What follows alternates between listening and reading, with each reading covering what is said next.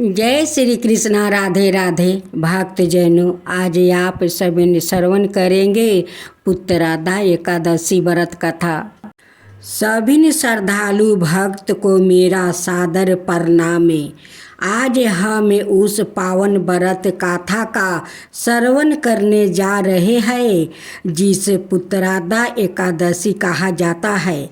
यह एकादशी श्रावण मास के शुक्ल पक्ष में आती है और इसका विशेष महत्व संतान सुख, परिवार की उन्नति और जीवन में पुण्य प्राप्ति के लिए होता है। शास्त्रों में वर्णन है कि इस व्रत को श्रद्धा और भक्ति से करने से संतान संबंधित कष्ट दूर होते हैं और भगवान श्री हरि विष्णु की कृपा से जीवन में सुख, शांति और समृद्धि आती है। तो आइए अब हम सभी मिलकर इस दिव्य व्रत की पौराणिक कथा का श्रवण करें और जीवन को धर्ममय बनाए। युधिष्ठिर कहने लगे कि हे मधुसूदन, श्रावण शुक्ला एकादशी का क्या नाम है, इसके व्रत करने की विधि और इसका महात्म्य कृपा करके कहिए। श्री कृष्ण जी बोले, हे राजन, इस एकादशी का नाम पुत्रदा है।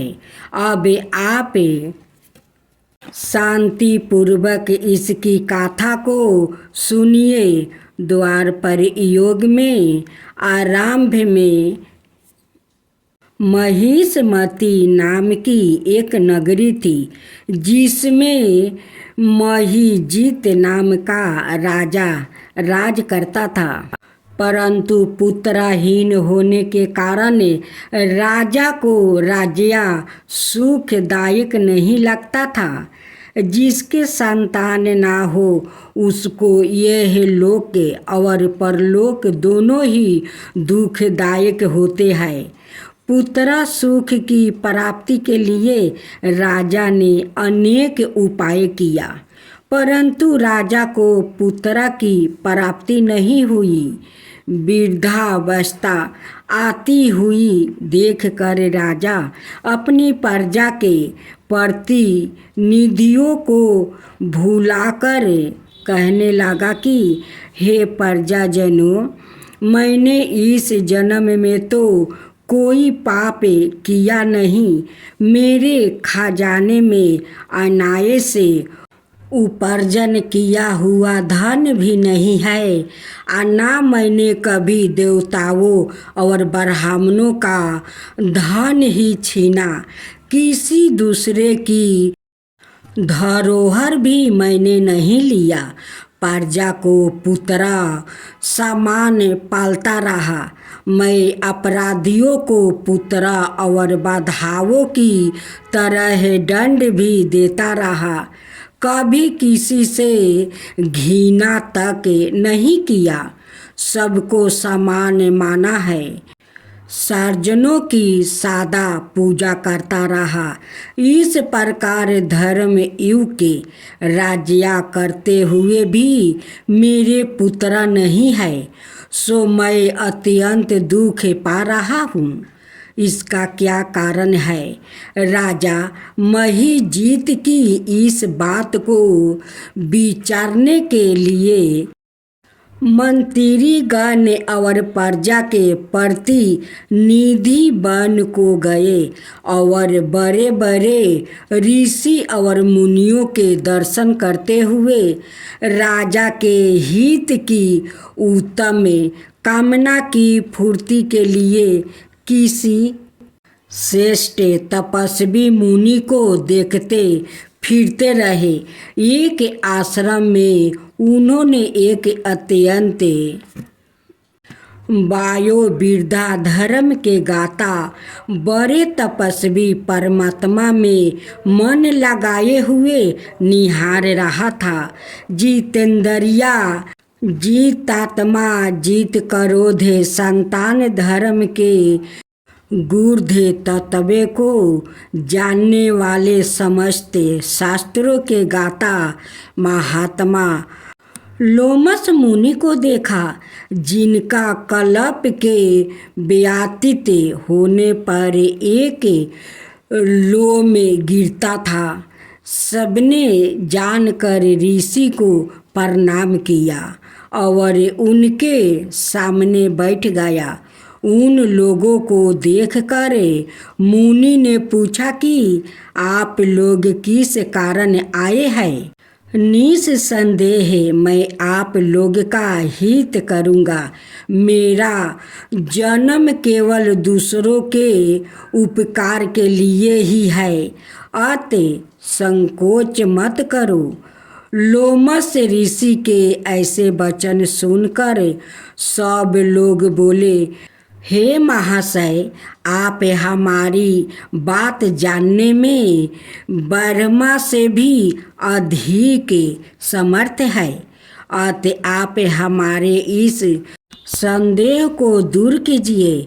महिष्मति पुरी का धर्मात्मा राजा महिजीत प्रजा का पुत्र के समान पालन करता है, परंतु फिर भी वो पुत्रहीन होने के कारण अत्यंत दुखी है।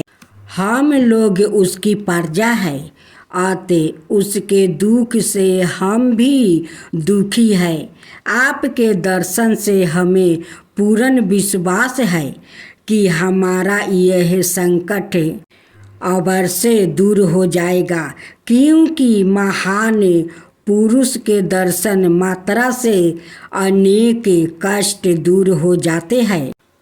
अब आप कृपा करके राजा का पुत्र होने का उपाय बतलाइए। यह बात सुनकर ऋषि ने थोड़ी देर के लिए अपने नेत्र बंद किया और राजा के प्रथम जन्म का वृत्तांत जानकर कहने लगे कि यह राजा पूर्व जन्म में एक निर्धन वेश्या था। निर्धन होने के कारण इसने अनेक बुरे कर्म किया है। यह एक गांव से दूसरे गांव में व्यापार करने के लिए जाया करता था। एक समय जेठ मास के शुक्ला पक्ष की द्वादशी के दिन मध्याह्न काल के समय, जब कि वो 2 दिन का भूखा प्यासा था, एक जलाशय पर जल पीने गया। उस स्थान पर एक तत्काल की बेआई हुई प्यासी गौ जल पी रही थी। राजा ने उस प्यासी गौ को जल पीते हुए हटा दिया और सवाए जल पीने लगा। इसलिए राजा को यह दुख सहना पा रहा है। एकादशी के दिन भूखा रहने से वो राजा हुआ और प्यासी गौ को जल पीते हुए हटाने से पुत्र के वियोग का दुख भोग रहा है।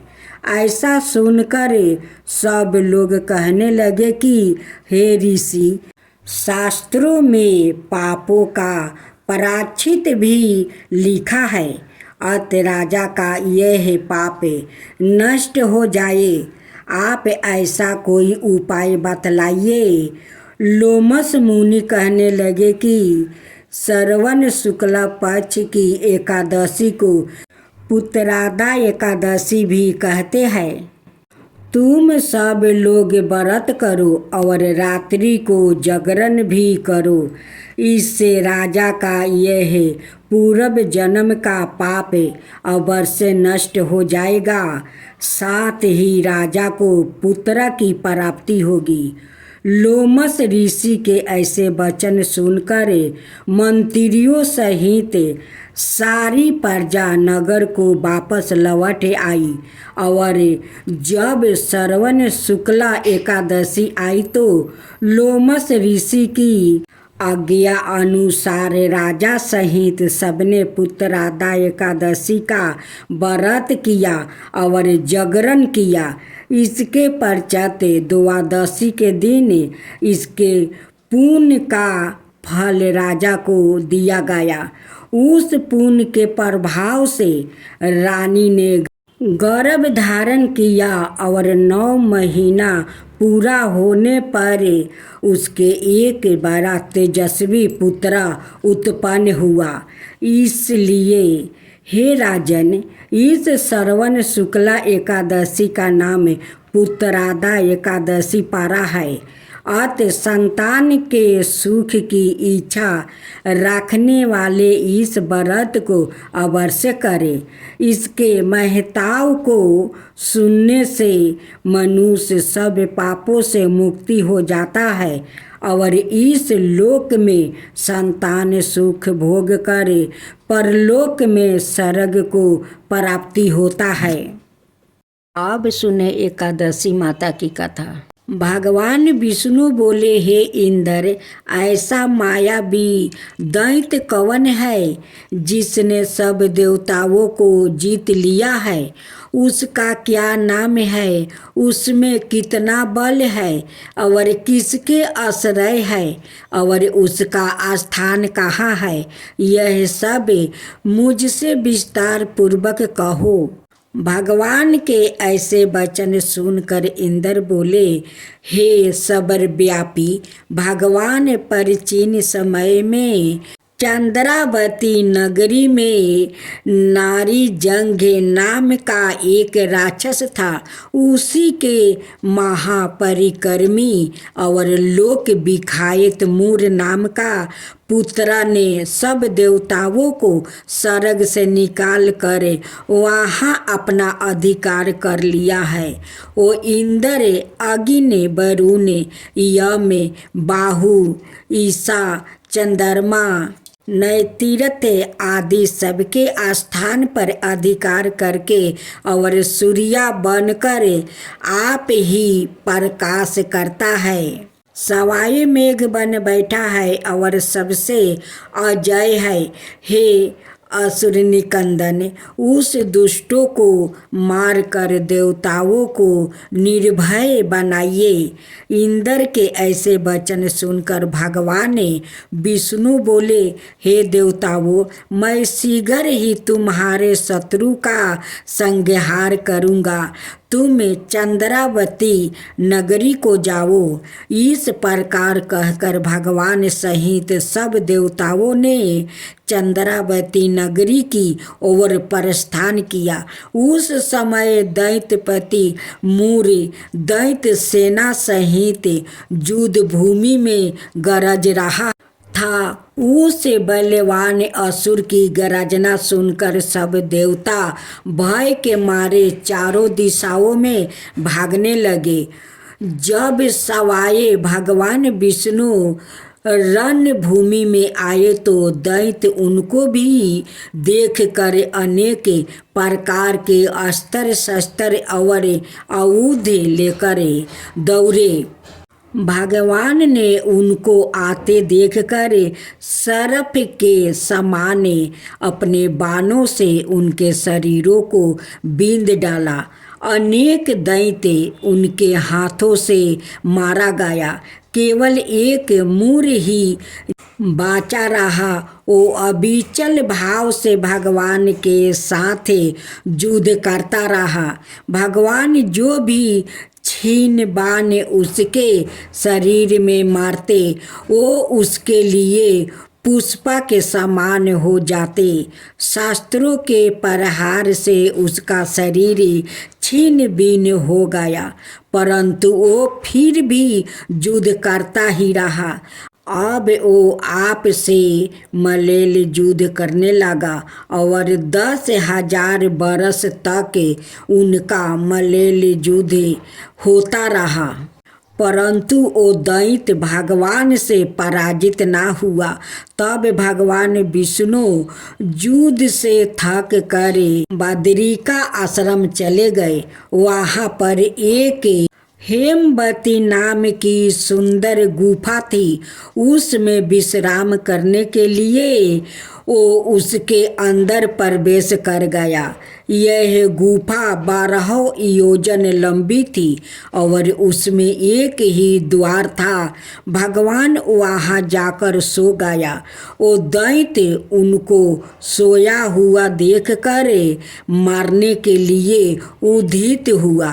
वो अभी मारने का प्रयत्न कर ही रहा था कि उनके शरीर से एक अत्यंत प्रभावशाली सुंदर कन्या अस्त्र शस्त्र धारण किए हुए प्रकट हुई और दैत्य के सामने आकर युद्ध करने लगी। वो दैत्य उस बलवान कन्या को देखा, आश्चर्य विनीत होकर उसके साथ युद्ध करने लगा। उस कन्या के ऐसे भयानक पराक्रम को देखकर दैत्य विचारने लगा कि इस कन्या को किसने बनाया है जो ऐसा भयानक युद्ध कर रही है।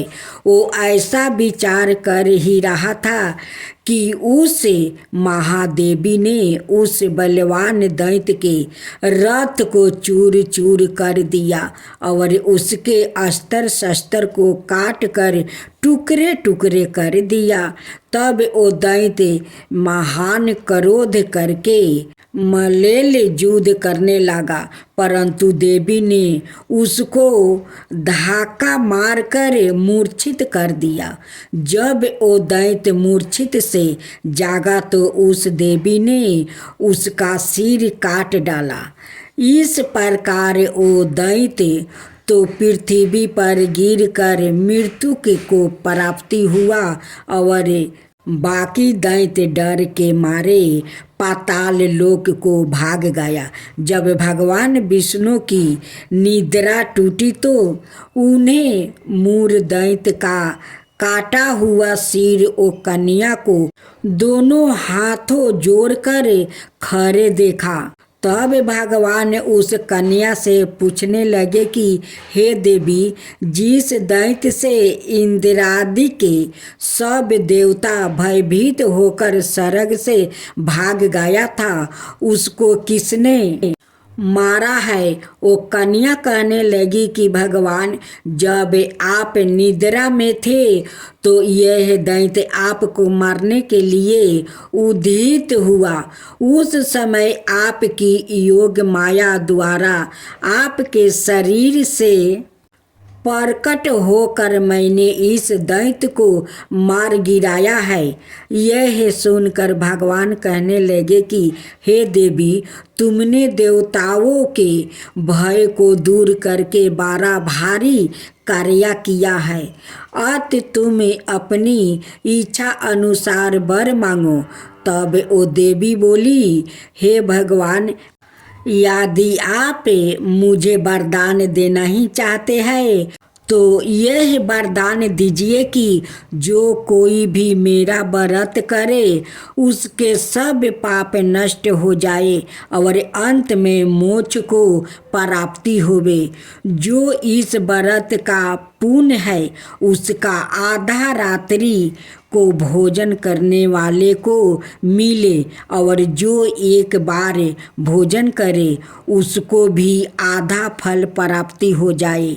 मनुष्य भक्ति पूर्वक मेरे व्रत में एक बार भी भोजन ना करे उसको धर्म धन और मुक्ति प्राप्ति हो।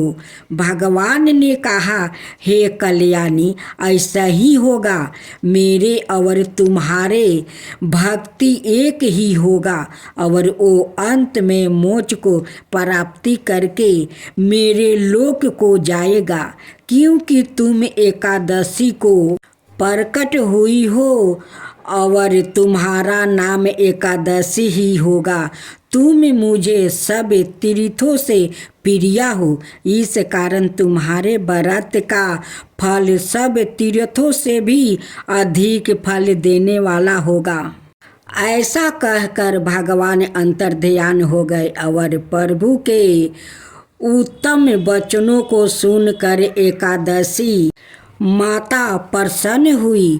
भगवान श्री कृष्णा कहते हैं कि युधिष्ठिर, सब तीर्थों के फल से एकादशी व्रत का फल सर्वश्रेष्ठ है।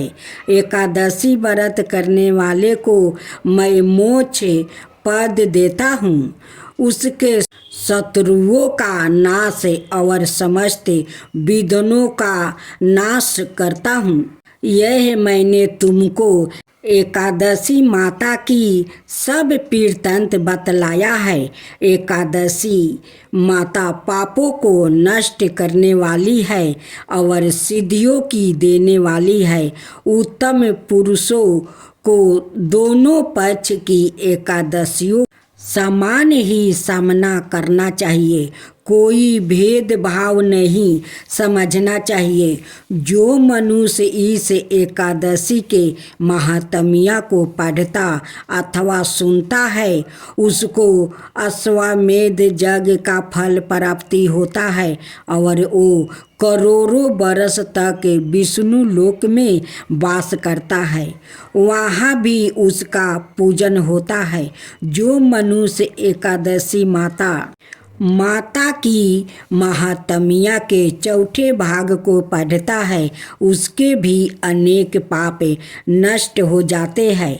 विष्णु धर्म के बराबर दूसरा कोई धर्म नहीं है और एकादशी व्रत के समान और कोई दूसरा व्रत नहीं है।